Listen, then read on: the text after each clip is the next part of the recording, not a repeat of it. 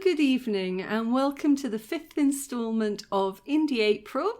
And today I'm going to be talking about The Children of Lear, which is the largest book I ever wrote, and one that I am particularly happy with. Now, it's evening at the moment, so I have dispensed with my cup of tea, I have dispensed with my mug of coffee, and I'm going to tuck into a Mutzig, which is a very popular beer here in Rwanda.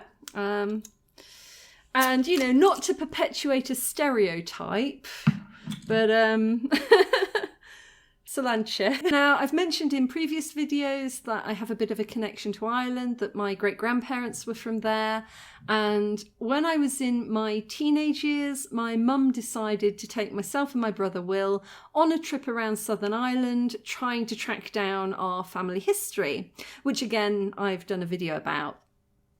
Now, on our travels, I picked up a book called, it was a Compendium of Irish Folk Tales by a guy called Michael Scott. And I absolutely loved that book. I mean, I had many illustrated books of Celtic fairy tales at home. Growing up, I loved myths and legends from all over the world. I think I cut my teeth on Greek myths and legends. I remember reading a lot of those and also a lot of the Celtic ones because the illustrations are often so beautiful in those books. But this was the first time that I really just bought, I'm going to say, an adult book. So it was more words than pictures. In fact, it was almost all words. And I really enjoyed reading the way that Michael Scott wrote because he sort of brought the fairy tales to life a little bit.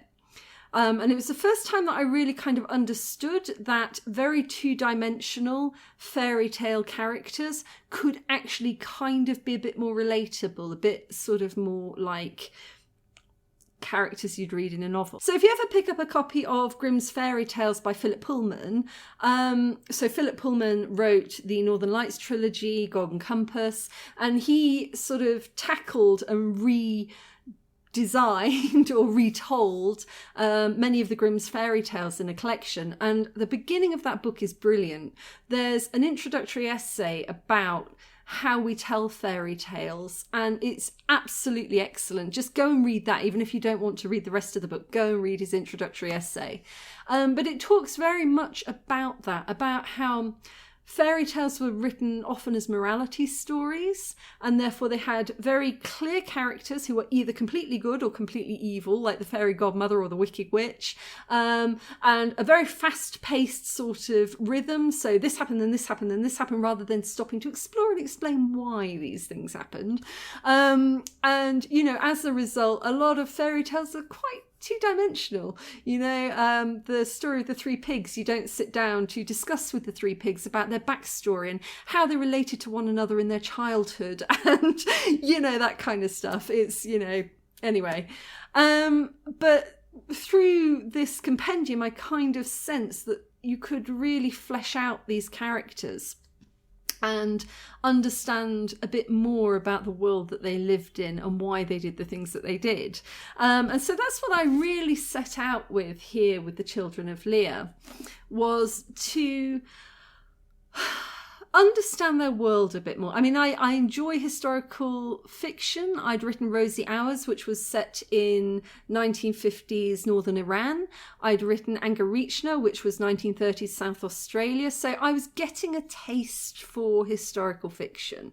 And I really just wanted to do that. I was mostly quite fascinated by the character of Aoife. So if you don't know the story, the very straightforward fairy tale version of it is that there is a guy called Lear, King Lear, and he could be human, he could be the god of the sea, debatable, and he is married to Eva Varon, this beautiful, wonderful woman who he loves with all of his heart, and they have 4 children. They have Fionnuala, their eldest, the daughter, their eldest son, and their 2 twins, Ficra and Con. And so they're all living a happy little life until Eva dies. and leaves Lear on his own, and he falls into depression. He's unable to release any of that grief, and he's eating himself up with grief. He's neglecting the children, and he's just spiraling into this sort of hole of despair, until his father-in-law introduces him to his wife's younger sister, Aoife. And he falls madly in love with Aoife, takes her on as his second wife, and just becomes totally obsessed with her. And at first the children think it's fantastic because, great, their father's finally happy again. He's finally smiling again.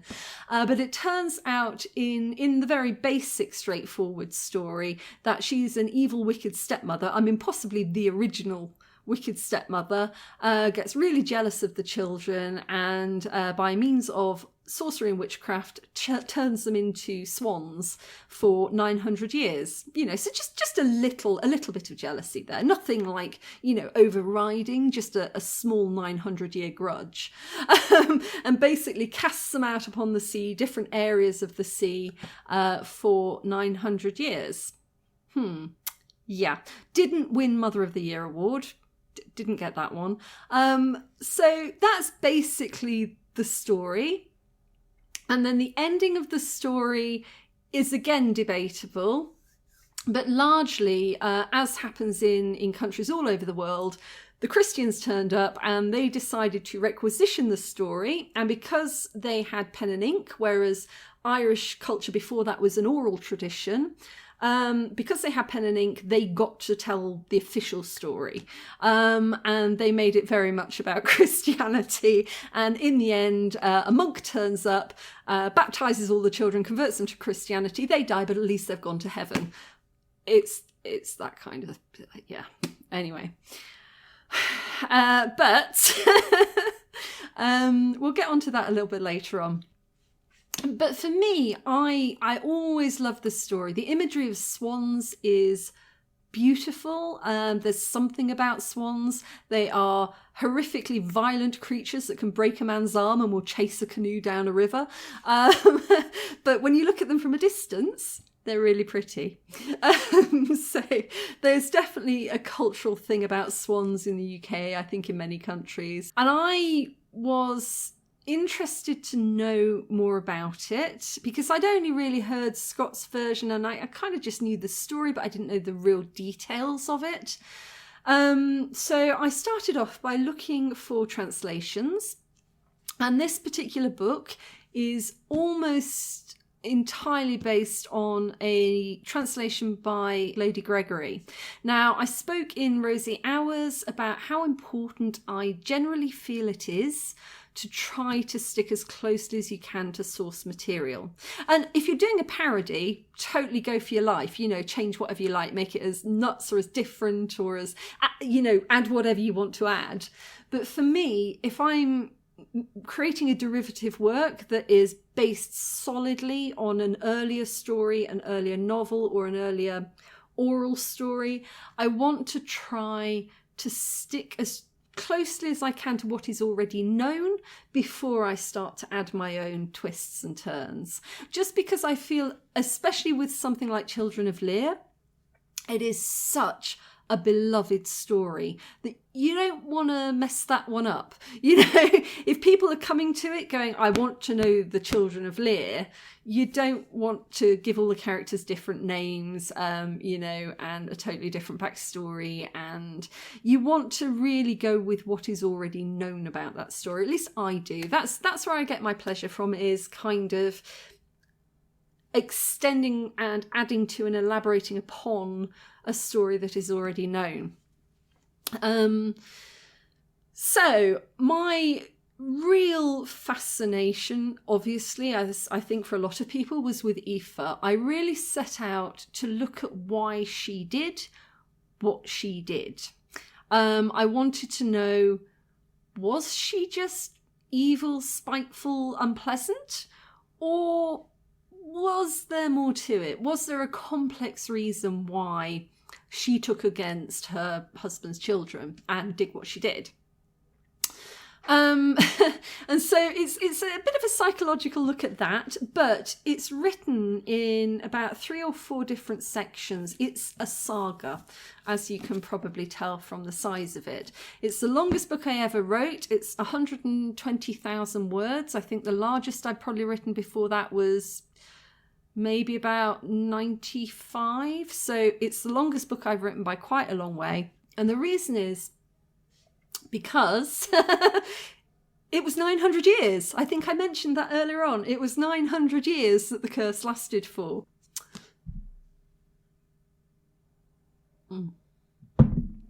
So, the big artistic license with this, and you have to take artistic license, there's no way around it, you know, the Christians certainly did, is it begins in the time of the Tuatha De Danann. So these were the ancient gods of Ireland. They were originally the people of Ireland who kind of became gods. It's a complex system because in Irish mythology, the gods are not immortals. You know, they live, they die, they appear in different sagas throughout the years. And this is partly where Lear comes in. You know, he could have been a historical king. He could also have been the god of the sea. So there's a lot of debate going on in there. But the Tuatha De Danann ruled Ireland for many, many years, according to legend. And then later on, we have the age of Christianity. And in the original story, of course, the children live long enough to be baptized and turned into Christians by the Christians who arrived in Ireland. But you can't do it because, let me just refer to irelandinformation.com here. The Tuatha De Danann, the people of the goddess Danu, which is linked to the Danube River in Central Europe. So the people of the goddess Danu were one of the great ancient tribes of Ireland. The important manuscript, the Annals of the Four Masters, records that they ruled Ireland from 1897 to 1700 BC. So the problem that you've got there is that if the Tuatha De Danann left Ireland by 1700 BC, even if the children of Lear lived for 900 years, they would still be dead 800 years before Christianity. You can't do it. So everybody who tackles the story of the children of Lear in the form that we know it today, where they, you know, they live long enough to see the dawn of Christianity, is really stretching the tail a little bit, taking a lot of liberties. And I did. And I don't regret it. Because for me, I think part of the fascination of the story is what happens to the world in 900 years. And for me, I think the beauty of this particular story and the fascination with this particular story is very, very similar to the fascination that we feel for vampire stories and vampiric tales. It's that fundamental question. Would you choose to be immortal? Would you choose to live forever if it meant losing everybody you'd ever loved and seeing everything you've ever known disappear? Would you accept that trade-off or not? And I think that's probably why it's a very enduring story. I think that's really what is so fascinating about this story, because you start off in this rich culture of Iron Age Ireland, and by the end of it, it's a new god. It's new people, a new race of people. It's a new culture. Writing has suddenly happened. You know, all of these things have happened over 900 years. Would you still feel part of that world? Would you still want to be a part of it? Now, with Rosy Hours, it was historical fantasy, but it was very much fantastical realism. So all of the magical weird stuff that happened could be explained by the Phantom's abilities with magic and trickery and, La Garde Maid. You could tell that he was controlling the shots, and anything spooky or surreal that happened probably had an explanation in Eric. Whereas with the Children of Lear, I have gone all in with the mythology of the gods. We have the gods in here.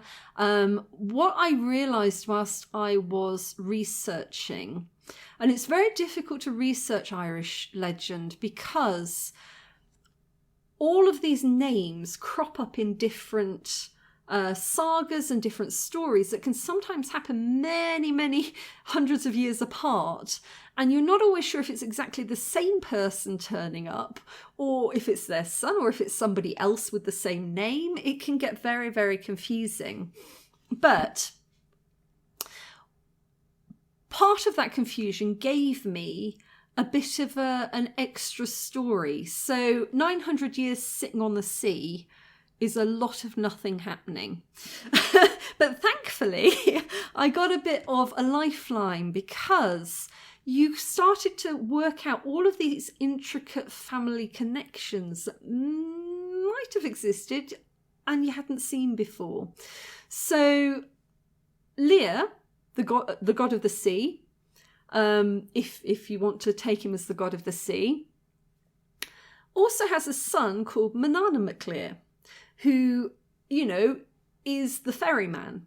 So in Irish legend, Manannán mac Lir, as you find in every culture around the world, you've got a ferryman who takes the dead across the land to wherever you go after you die. So in Irish legend, that's usually Tir na nÓg, and that is the land of the forever young. So somewhere that you go where you never age and, everything's lovely and heavenly and good.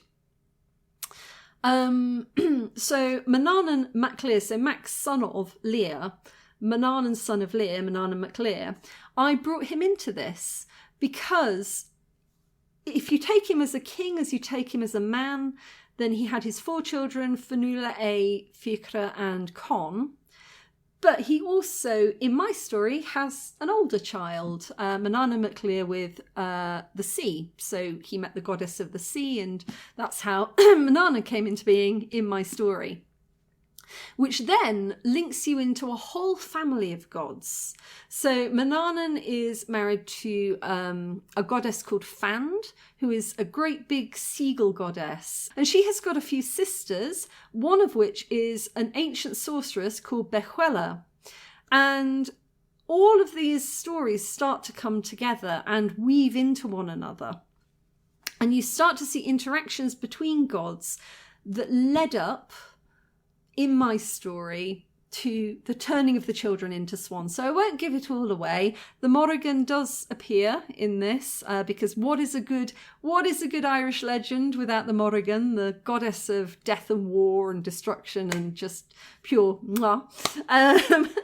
So it sticks very much to Lady Gregory's story, but I also really delved into what happened there and what could plausibly have happened there. Because I don't think that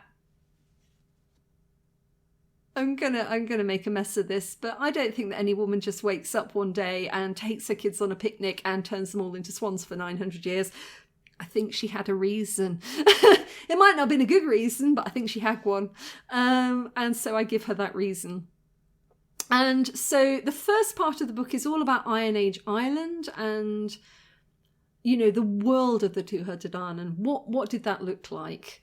And then we're moving on to their banishment onto the sea after having said goodbye to everybody they love, because for 300 years they live upon this lake.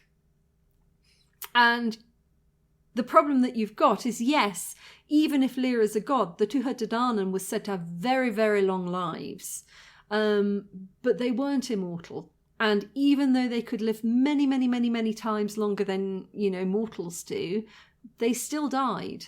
And so eventually that happens, and then they're cast out onto Struth na Moyle, which is the the North Sea between England and Scotland, and they have to undergo a lot of hardship there. But that's where Manannan and his wife Fand come into the picture and get them through those 300 years to some degree.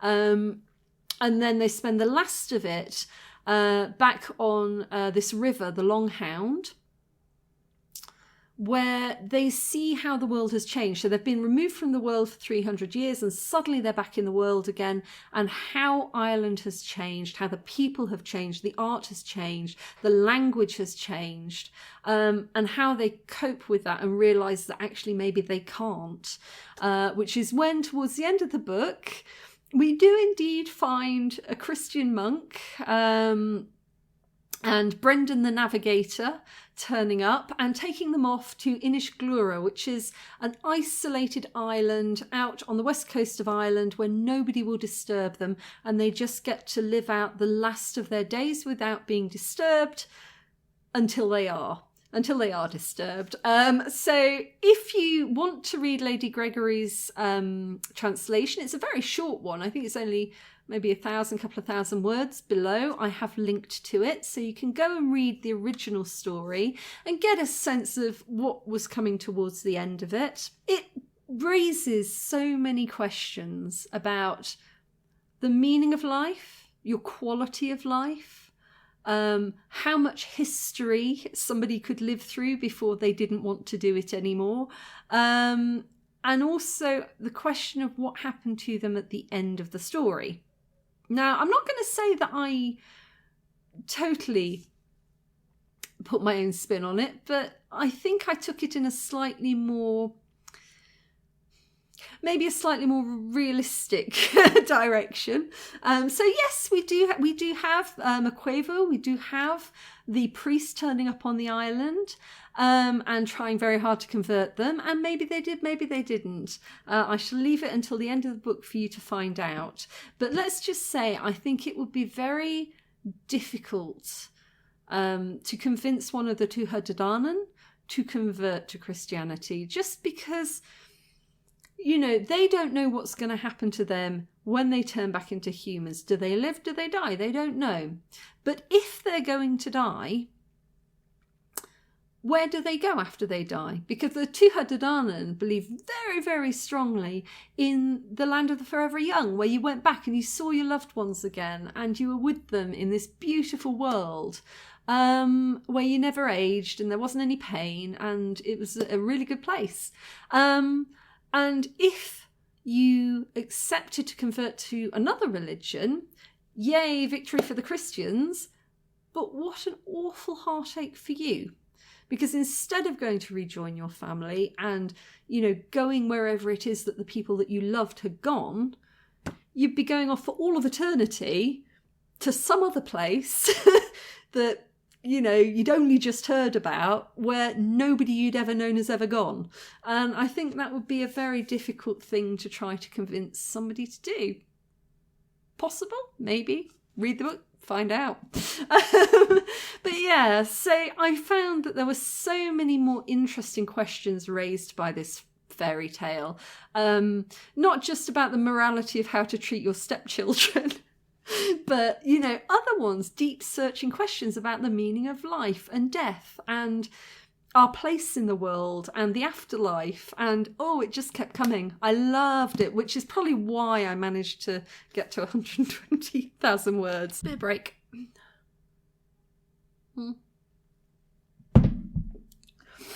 Now, it's a difficult one. Some people don't get on with the book. Some people do get on with the book. It's multiple first person. Now, I talked about this when I talked about Angarichna, is I wrote that from the perspective of 4 different people. And sometimes that can be quite a difficult thing for readers to follow. It can be hard to keep track of different characters unless they've got very different voices, or phrases that they use that clearly set them apart from other characters. I've also talked about the fact that for me, I feel that I tell stories more strongly, betterer, when I'm talking in first person. And I find it easier to get inside the head of those characters and to express them more easily. Now, with Children of Lear, be warned, this is a 16 character first person telling. So not just a few extra characters first person perspective, but a lot of them. A lot. And for me, I think it's followable. People have said it's followable. They're not all switching between these 16 characters all of the time. The main bulk of the story is told from Fionnuala's perspective as the eldest girl, and her oldest brother. So I really picked up on the two eldest children, and throughout the story they are mostly telling the story. They're doing the heavy lifting of the story. But then in between that, I'm bringing in a few other characters along the journey at appropriate times to fill in the blanks and to give a slightly different perspective on what was going on at the time and things that Fionnuala and A might not have noticed because they were children when it begins, and then they're 900 years old by the time it ends. So, their perspective is kind of different as well. They're kind of the steady rock in the stream as the other characters are flowing past. And those two characters as well, without giving too much away, those two characters have very different experiences over the years. For Fionnuala, I would say it's a little bit harder because she is the only girl with 3 brothers, and whilst she was in mortal form, her father relied on her for everything. She was pretty much a carer for Lear whilst he was going through his deep, deep depression. And, she was taking care of him in place of her mother who had died. And he's an elder brother, but he also doesn't entirely fit in. He's got Fionnuala and they're very close. But his 2 younger brothers, the twins, have got each other and they're off doing their thing. And so he's got his own development to go through. And he falls in love with a warrior. So in Ireland, there were the Fianna. And they were male warriors, usually. And A falls in love with one of these warriors, Cuilty Macronan. Sorry, my job is not to pronounce things. My job is to write things so that other people can pronounce them. But anyway, because of this relationship, things are a little bit easier on A, because although he has loved and he has lost, he has had that incredible story and he has had that love and he has loved and he has been loved. And so I think that helps him an awful lot. Whereas in Fionnuala's case, she never got that first kiss. And that is something that really starts to weigh on her towards the end of the story. She's been so busy caring for everybody else, but she's never had that experience of love herself. And I think it was really important to have that male love story in there because if you know Song of Achilles and you know about Achilles and Patroclus, there's a very similar story in Ireland. So you have Cuchulainn and his love Ferdiad. So yeah, I felt it was really important to include a tribute to that folk tradition in this story. Cuchulainn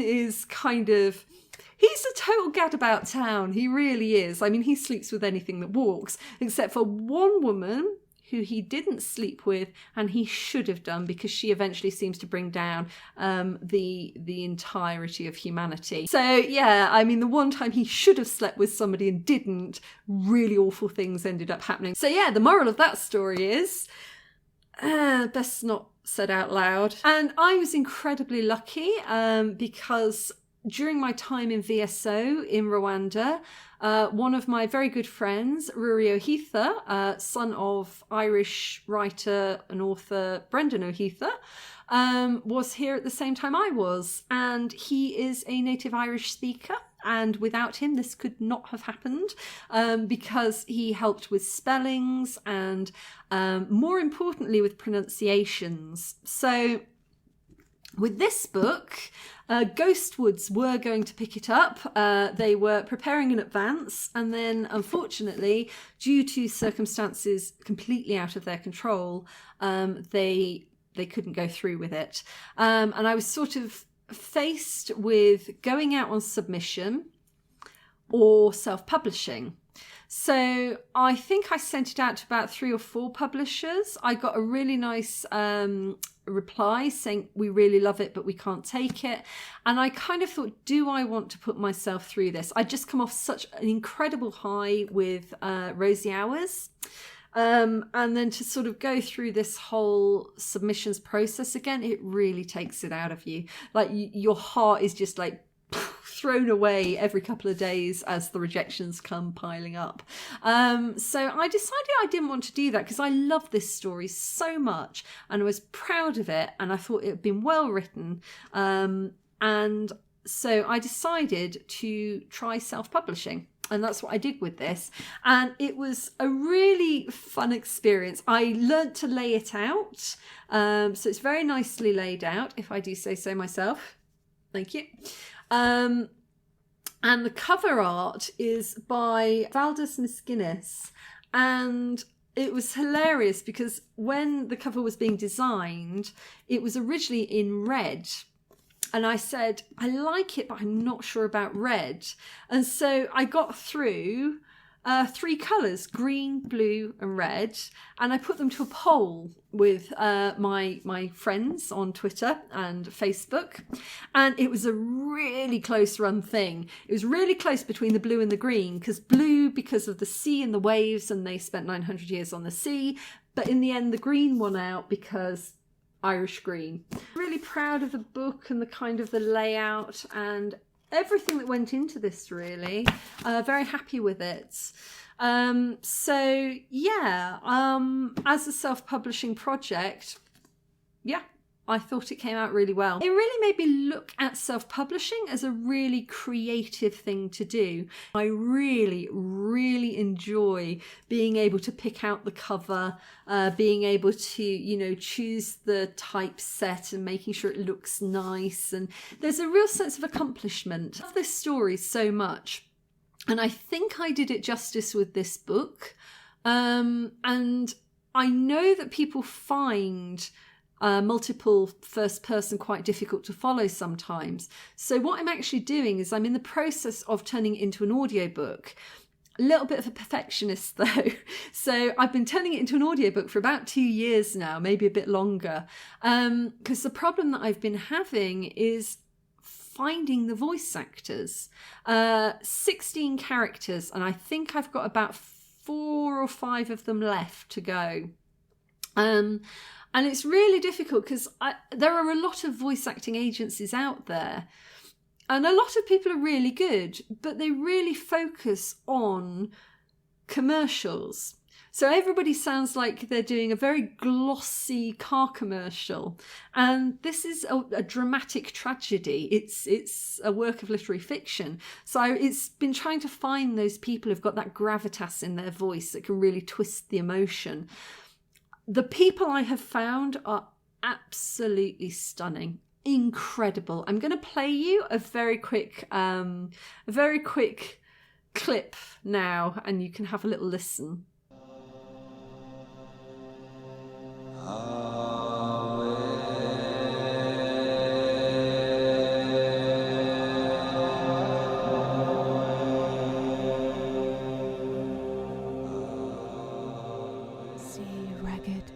Sea rage, sea salted as the feast of age. Stop it, I mumbled. Stop tickling. My eyes opened a fraction. I bright don't know light of that encounter, blinding me. lest it prove to be a foolish want. Yet the next night, just as the sun began to obstinacy about fade, her I little cared for. Yet she sang sweetly, and had a gift for illuminating scripture that was unrivalled She among turned up her in the peers. strangest of places, on top of rocks, under bridges, behind haystacks, and the faint stench of raw meat always seemed to... I'm really excited about this audiobook, but it's been a very long time in the process, and it may still be a long time in the process because I'm really trying to bring the quality to it. And I don't want to, finish it up half-assed. I want it to be really good. So I will tell you about that when it eventually does come out. But I think it actually lends itself better to an audiobook because each of the voices is so different, so distinct, and brings so much emotion to what they're saying that I think it takes it to another level. The book itself is also very good, so you know, maybe you might want to read that before you get the audiobook. Yeah, that was the 5th novel that I put out. It came out in 2019. And yeah, it's another one that I was solidly quite happy with, proud of. So let me know which fairy tales and which legends you love the most and who told them the best. What was the best telling of the legend or fairy tale that you love the most?